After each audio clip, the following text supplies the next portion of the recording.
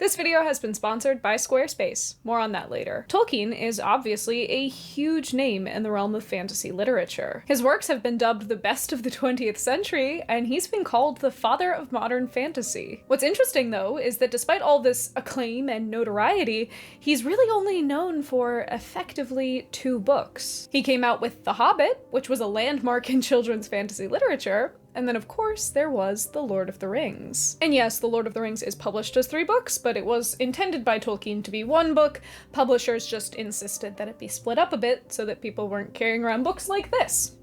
It is a brick. He had a few other short stories and essays that were published in his lifetime, and his son collected and published a lot of his works posthumously, but in terms of actually fully written and edited Middle-earth novels, he was far from prolific. Thus, the fact that he had at one point started work on a sequel to The Lord of the Rings is deeply fascinating. The piece's working title was The New Shadow, and it shows us a world in which all of the joy and victory that we find at the end of The Return of the King has been rendered null and void. Only a century later, the forces of evil are back, and they are worse than ever. However, this new shadow seemed doomed from the start, and Tolkien gave up on it after only writing about 13 pages. Fortunately, we do have that excerpt available to us, and it is such an interesting read. Not only that, but I think we can learn a lot by pondering on why Tolkien might have given this story up so early. Today, we are going to examine the Lord of the Rings sequel that never was, and try to determine why it was doomed from the start. Although we only have a rough draft of approximately the first chapter of this book, the Peoples of Middle-earth tells us that Tolkien rewrote this section at least 3 times, with that third rewrite happening a couple of years after the first 2. This shows us that even if it was a short and abandoned section, it was something that Tolkien gave a decent amount of thought to. The New Shadow opens 105 years after the events of The Lord of the Rings. Aragorn and Arwen had a lovely, flourishing reign, but now that Aragorn is dead, his son Eldarion has taken the throne. Although The Lord of the Rings left Gondor and its realms on a pretty positive note, nowadays not everything is so peachy keen. The fall of Sauron was barely a century ago, but the story of that time was little heeded now by most of the people of Gondor, though a few were still living who could remember the War of the Ring. One of these people who remember the old days is Borlas, the son of Faramir's captain, Baragond. He seems to have it all. A home, a child, a lush garden looking out onto the river Anduin, but Borlas is utterly unable to shake a sense of growing unease. He observes almost offhandedly, "Deep indeed run the roots of evil, and the black sap is strong in them. That tree will never be slain." Ceylon, the young man keeping him company, asks Borlas why he's complaining. His life is, after all, fairly content. He teases the old man's musings, saying, "Where have you found a shoot of your dark tree growing? In your own garden?" Borlas admits that no dark and ominous trees have sprouted up in his garden, and Ceylon dismisses his concerns, saying that as long as he keeps his own walls strong, he has little to be worried about. As long as he keeps the strength of life in him, Ceylon added, and when that fails, why trouble about any lesser ill? For then he must soon leave his garden at last, and others must look to the weeds. Ceylon decides that Borlas is just the kind of guy that can't leave good enough alone. Apparently, he's always been this way, even when Ceylon was a child. Borlas had caught Ceylon and his gaggle of younger friends in the orchard, playing orc. They were tearing down unripe apples to throw at each other, and were even considering cutting down some of the trees when Borlas caught them. But instead of beating Ceylon or simply putting up better walls around his orchard, Borlas took the boy inside and tried to educate him, to explain why his actions were so wrong. Borlas tells him that it would be one thing if the boys were stealing ripe fruit in order to eat it, but the destruction of unripe apples for no reason seems particularly orcish. Surely, even a boy must understand that fruit is fruit, and does not reach its full being until it is ripe, so that to misuse it unripe is to do worse than just to rob the man that has tended it. It robs the world, hinders a good thing from fulfillment, and that was the way of orcs. Though he had taken the beratement silently as a child, Ceylon explains now that he is deeply bitter over having been scolded like this. After all, Borlas probably would have punished him for stealing ripe fruit as well. He says that if something is wrong, it's wrong. How can one action be more wrong than another? When Borlas called him orcish, it didn't make him feel ashamed, it made him want to prove just how orcish he could be. He and his friends had grown up on tales of the atrocities they had committed, and if he was going to be called orcish, he might as well do something that really deserved that title. Borlas is deeply disturbed by this revelation. Ceylon had been taking care of Borlas since his son left, but these seemed like incredibly cruel words. There was something disquieting in the young man's tone, something that made him wonder whether, deep down, as deep as the roots of the dark trees,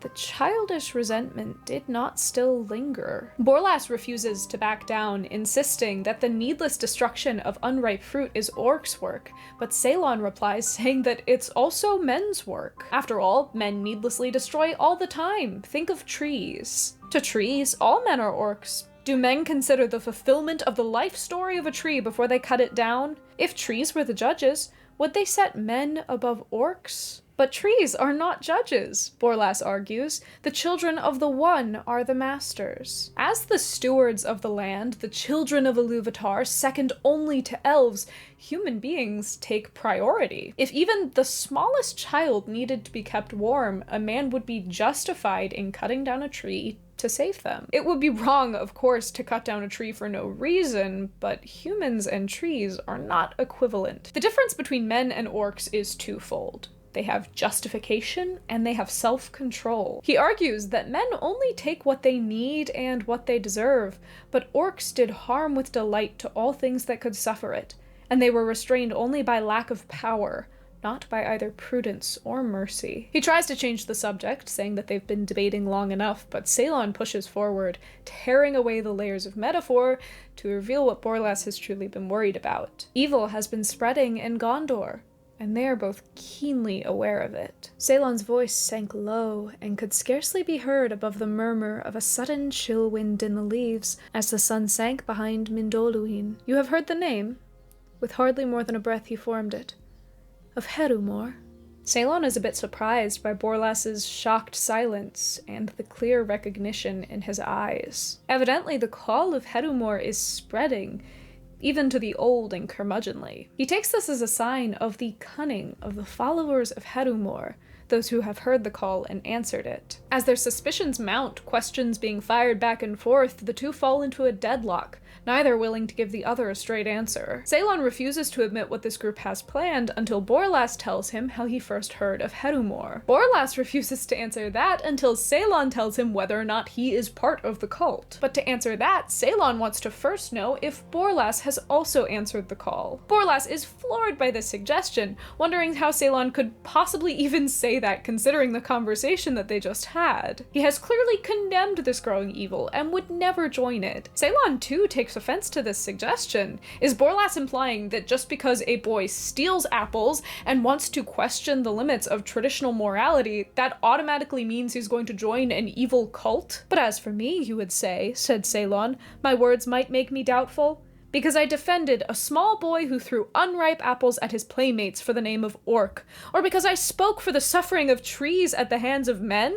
Master Borlas, it is unwise to judge a man's heart from words spoken in an argument without respect for your opinions. Their jumble of confused motivations, their crossed wires of differing goals, their utter inability to listen to each other leaves these two at a loss. Ceylon breaks the silence by saying that if Borlas really wants his questions answered, he should dress all in black and meet Ceylon at the gate of his garden at night, and they would go find the answer together. Ceylon leaves with no further explanation. Borlas has known for some time that not all is well, even in this supposed peace of the king. Children are playing orc without realizing the true atrocities that these creatures committed against Middle-earth and its people. On the coast where his son is working, ships filled with men have been going missing, and nobody has any idea where they've gone. This conversation seems to reveal an awful lot of writing on the wall. Clearly, something evil truly is stirring,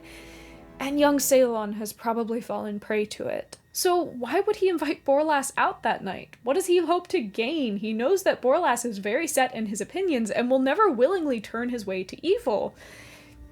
Is Borlas going to be one of the next people to go mysteriously missing? This prospect seems only to harden the old man's resolve. Perhaps this is why he's still alive after a century. Somebody had to be around to get to the bottom of this mystery. Someone had to be there who would know the distinctive scent of evil before it was too late. He resolves to do as Ceylon said, to dress all in black and meet Ceylon at the gate in the night. Somebody who remembers the old days needed to be there to recognize the face of evil returned. The door under the porch was open, but the house behind was darkening. There seemed none of the accustomed sounds of evening, only a soft silence, a dead silence. He entered, wondering a little. He called, but there was no answer. He halted in the narrow passage that ran through the house, and it seemed that he was wrapped in a blackness. Not a glimmer of twilight of the world outside remained there. Suddenly he smelt it. Or so it seemed, though it came, as it were, from within outward to the sense. He smelt the old evil, and knew it for what it was. There ends the only written portion of the New Shadow. We will never know what this story could have become. We'll never know what the whispered name of Herumor really meant. We'll never know if Borlas survived his dark excursion, if Ceylon was going to turn to the dark side, or if evil would prevail. But even from this little sample, you can tell that this story was dark and entrenched in philosophical quandaries, diving deeply into controversial themes that The Lord of the Rings only ever dared to hint at. In letters, Tolkien called this story a thriller, observing that the parts of the New Shadow that he had written were sinister and depressing. But on the other hand, you know what wouldn't be sinister and depressing? Making your own website with this video's sponsor, Squarespace. Squarespace is the all-in-one website building platform that allows you to stand out and succeed online. Their next-generation website design system, called their Fluid Engine, allows you to customize every single detail of your website with ease. They incorporate drag-and-drop technology that you can use on desktop or mobile. Squarespace also provides a full library of flexible website templates. With designs available for every category and use case, you can customize your look, update your content, and add features before second breakfast rolls around. And if you're worried about keeping track of all this, Squarespace has you covered. If you thought the Eye of Sauron kept a close watch on Middle-earth, you should see what's possible with Squarespace's Site Analytics. You can get insights into your top keywords, content, and products, which will give you the chance to see what's working and what's not. Whether you're just starting out or you're ready to take your business to the next level, you can go to squarespace.com for a free trial. And when you're ready to launch, go to squarespace.com/JessoftheShire to get 10% off your first purchase of a website or domain. Thank you so much to Squarespace for sponsoring this video, and thanks to all of you for checking out my sponsors when I have them. Years after its writing, Tolkien described this would-be story as one dealing with men and their quick satiety with good. I found that even so early there was an outcrop of revolutionary plots about a center of secret Satanistic religion, while Gondorian boys were playing at being orcs and going round doing damage. I could have written a thriller about the plot and its discovery and overthrow, but it would be just that. Not worth doing. I want to investigate why he said that, because a lot of modern fantasy seems pretty obsessed with this premise. George R.R. Martin's A Song of Ice and Fire, in fact, set out to fill in these exact gaps. Martin wanted to bring a realism to the high fantasy world of Tolkien, a grittiness. He wanted to explore Aragorn's tax policy, to figure out how orcs were going to be treated in this king's peace. The New Shadow, as Tolkien describes it, seems like it would have done just that. So why was it, as Tolkien says, not worth doing? To answer that question, I think we need to look back at The Lord of the Rings, because clearly there was something that worked in that did not work here. And the first thing I would like to investigate is the way that The Lord of the Rings grapples with the concept of evil. 20th century literature, in general, is a bit obsessed with the nature of evil, but especially in fantasy. The life experiences of many men and women in the 20th century have left them with an unshakable conviction of something wrong. Something irreducibly evil in the nature of humanity, but without a very satisfactory explanation for it. 20th century fantasy can be seen as, above all, a response to this gap, this inadequacy. Tolkien was no exception. Evil is a major theme in the story, the driving force behind much of the plot, and it is embodied most distinctly in The Ring. Yet in The Ring, we find two separate interpretations of evil, two different conceptions of it that are grappled with throughout the tale. In his book J.R.R. Tolkien, Author of the Century, Tom Shippey identifies these two different types as Boethian and Manichaean evil. The Boethian approach is named after the Roman philosopher Boethius. He believed that there's no such thing as evil. Rather, evil is a lack, an absence of good. Good and evil are not symmetrical or equal forces. Rather, evil is the shadow of good, only identifiable as the absence of a thing. This outlook on evil appears everywhere in Tolkien's works. He oftentimes uses the term shadow to describe evil. The inscription on the ring describes the land of Mordor where the shadows lie. When Gandalf is killed by the Balrog, they say that he fell into shadow. Frodo describes the futility of evil, saying, "The shadow that bred the orcs can only mock. It cannot make, not real new things of its own." The Boethian approach proposes that evil is not substantive or creative. It is not the mirror image of good. It is not symmetrical. Evil is simply where good is not. This is a fairly popular outlook, widely accepted by many Christian circles, including C.S. Lewis in his book Mere Christianity, so it's not particularly surprising that this comes to dominate the philosophy of Middle-earth. But it is not the only angle that we see. As much as evil and wrongness are sort of personal experiences, people who have seen the world, especially people like Tolkien who have seen both world wars, cannot deny that evil is very real and tangible. There are things like earthquakes and floods, like the concoction of chemicals you mix together to get mustard gas, like the very beast of war itself that cannot easily be written off as the absence of good. Not only that, but evil cannot just be ignored, it cannot be conscientiously objected to, it must be fought, it must be defeated, and not fighting against it constitutes a moral failure. This viewpoint is fairly close to the idea of Manichaeism, which is a dualist teaching that tells us that there are equal and opposite forces of good and evil that treat Earth like their battleground as they fight it out. Manichaeism certainly doesn't fit perfectly as the name of this second type of evil, but there's a lot of nuance there, and it's what Tom Shippey uses, so it's what I'm gonna use. This sort of Manichaeism seems to have been loosely accepted by Tolkien and his peers, even if Manichaeism as a complete teaching is deemed a heresy by the Catholic Church, but it did make its way onto the pages of Tolkien's works. There is a distinct dark lord, a voice of evil who corrupts the things that are good. Evil is not just a theory in Middle-earth, it is not just an absence. It is a clear and intentional force, and one that must be fought and defeated. These viewpoints, the Manichaean and the Boethian, clash, and it is on the pages of The Lord of the Rings that these ideas play out. And The Ring is the perfect encompassment of this. It seems to act in two separate ways. It preys upon a person's natural weaknesses, its predisposition to crave power and dominance. The Ring is an addiction, and in this way, it doesn't even necessarily need to be inherently evil. The Ring acts as a temptation.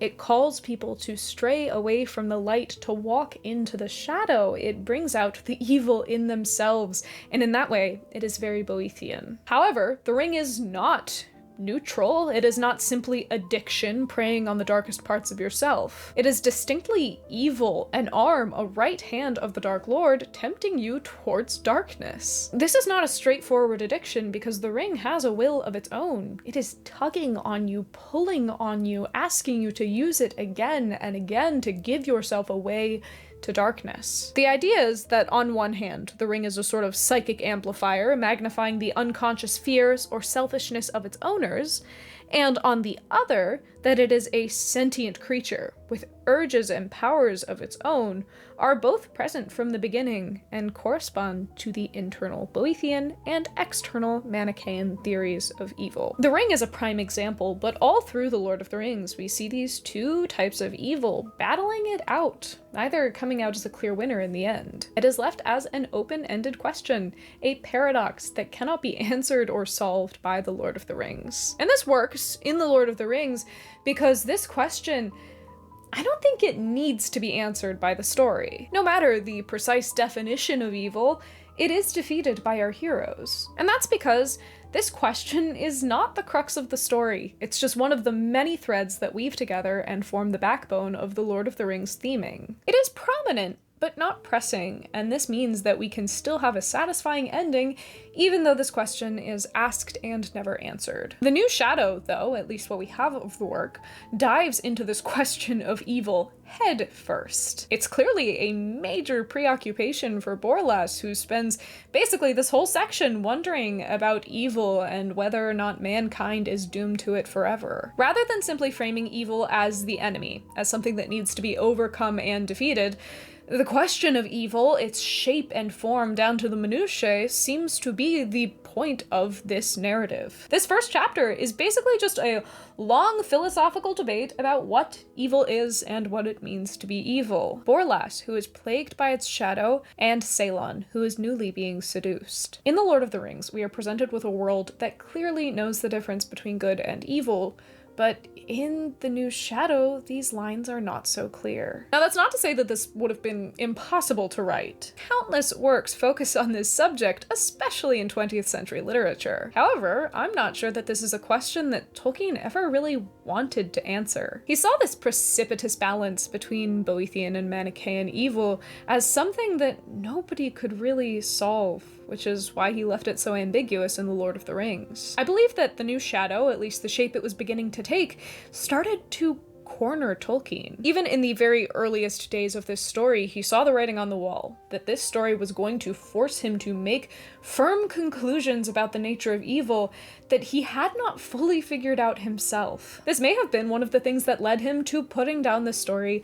and giving it up entirely, not wanting to answer questions that he thought were unanswerable. There's also the simple fact of the subject matter of The New Shadow. Based on what we have of the piece and some of his other notes about it, this seems like it would have focused primarily on men. This would make sense, as the Fourth Age, especially in Gondor, is meant to be the age of men. Elves have left, dwarves are retreating, and it seems that hobbits are staying uninvolved in these larger events. But this centralizing of mankind as our main protagonist causes more problems. Hobbits are incredibly important to the success of Tolkien's Middle-earth writings. The first book, The Hobbit, is all about the adventure that a hobbit can take, the changes that he'll undergo physically, mentally, emotionally in order to become his own type of hero. Bilbo begins the journey stunted, stilted, and stuffy to the nth degree.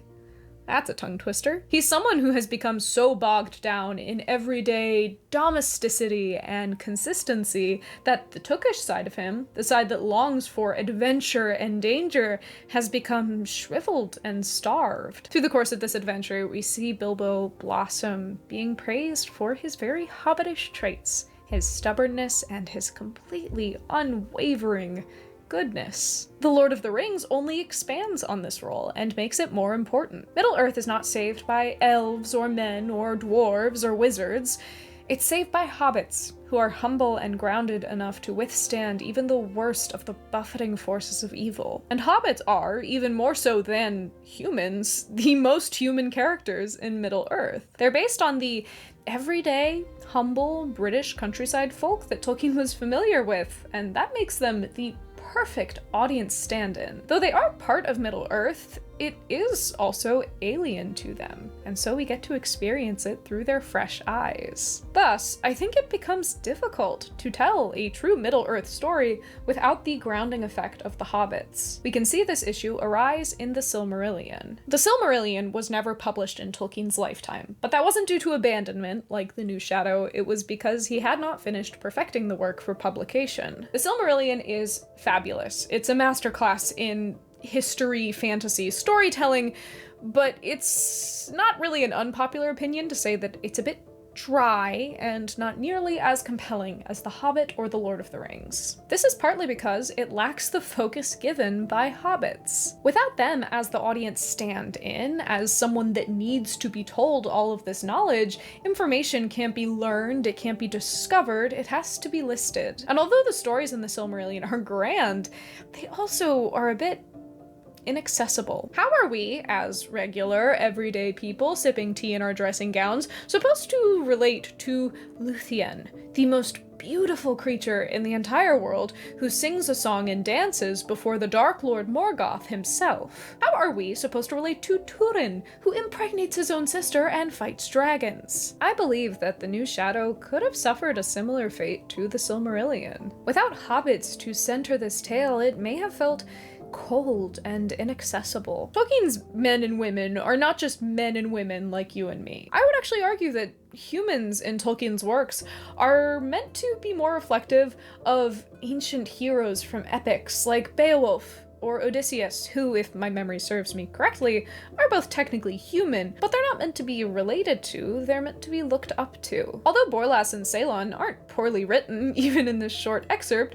Borlas is well over 100 years old. Ceylon is perhaps a tad more relatable, but he also exists in a world where Dark Lords and orcs are in his history textbooks. The New Shadow, with its primarily human cast, would not have held up as a sequel to The Lord of the Rings, where Tolkien so proficiently demonstrates the importance of hobbits in a fantasy narrative. It would be like trying to paint a portrait without the use of the color red. You'd still get a discernible image, but it wouldn't be nearly as rich and full as it would have been if you'd had a full palette. Hobbits are also very important for making the pessimism in Tolkien's writing work. The Lord of the Rings is, despite the fact that we all love it as a feel-good read, fairly pessimistic. From the get-go, all of the most important, knowledgeable people are pretty sure that they're gonna fail and that evil is going to overwhelm the world. People like Galadriel and Elrond describe their life's work of fighting against evil as the long defeat, and even their victories they think of as fruitless. Gandalf explains to Theoden that the evil of Sauron